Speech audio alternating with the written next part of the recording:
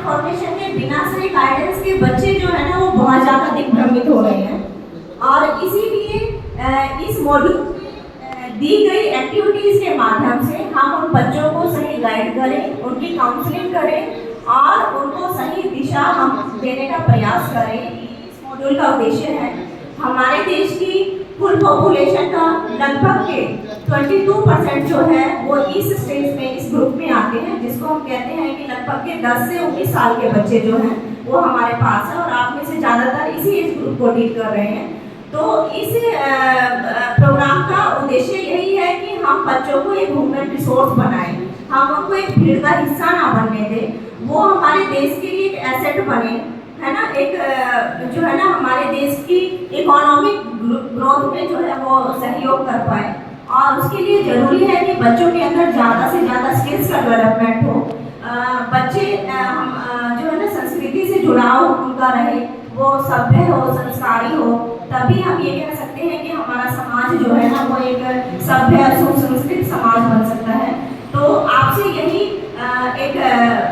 निवेदन रहेगा कि यहाँ पर आज जो सेशन रहेंगे उनमें जो बातें भी बताई जाए वो आप उन बच्चों तक पहुँचाने का प्रयास जरूर करें अपने अनुभवों को उसमें मिलाकर। तो इसमें सबसे पहले जब हम बात करते हैं कि एडोलसेंट्स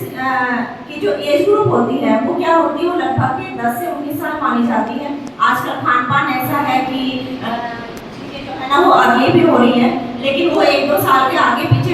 डिपेंड करता है अलग अलग बच्चों के ऊपर। तो वो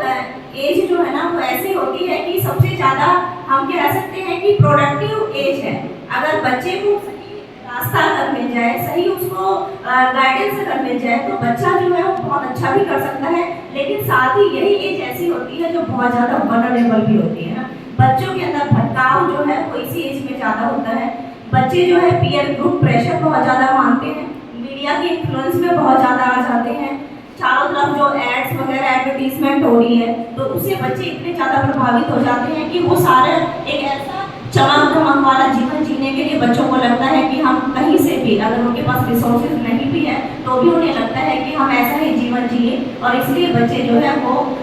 गलत दिशा में चले जाते हैं, अपराधी भी बन जाते हैं या और बहुत सारे जो है ना वो फ्रॉड वगैरह करने लग जाते हैं। तो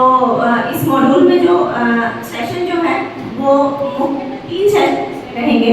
एक रहेगा कि ग्रोइंग अप हेल्दी,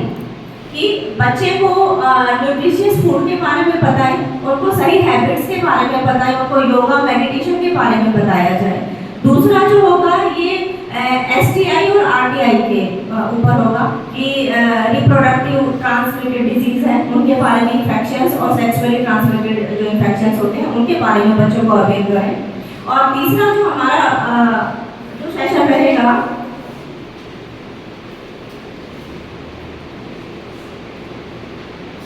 एक इसमें सेशन और रहेगा वो मैं आगे आपको बता दूंगी। तो इसमें बहुत सारी एक्टिविटीज भी दी हुई हैं, क्योंकि बच्चों को समझाने के लिए हम उनको किसी एक वाक्य में हम बात नहीं समझा सकते हैं कि भी आपको इन सब चीज़ों की एक ही दिन में हमने जानकारी दे दी और बच्चे उसे हमेशा के लिए याद रखेंगे। जरूरी है कि हम गतिविधियों के माध्यम से बच्चों के अंदर जो इनसिक्योरिटीज है या उनके अंदर जो क्वेश्चन है उनके दिमाग में जिनका जवाब उनको नहीं मिल पा रहा है वो गतिविधियों के माध्यम से हम बच्चों से निकलवाएं। तो इसमें जो पहला सेशन है ग्रोइंग अप हेल्दी में, उसमें सबसे पहले मैं जो बात करूंगी वो है लाइफ स्किल्स के बारे में। आप बार बार सुनते होंगे कि जीवन कौशल अगर किसी इंसान में है या बच्चे में है तो वो बहुत बढ़िया जीवन जी सकता है। तो वो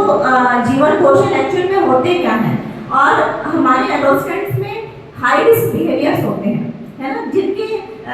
वजह से हम कहते हैं कि बच्चे हमारे जो है ना वो रास्ते से भटक जाते हैं। तो थोड़ा सा इसको इंटरेक्टिव मोड पे लाते हुए मैं आप लोगों से ये डिस्कस करना चाहूँगी हाई रिस्क बिहेवियर्स क्या क्या होते हैं जो हम अपने बच्चों में देखते हैं,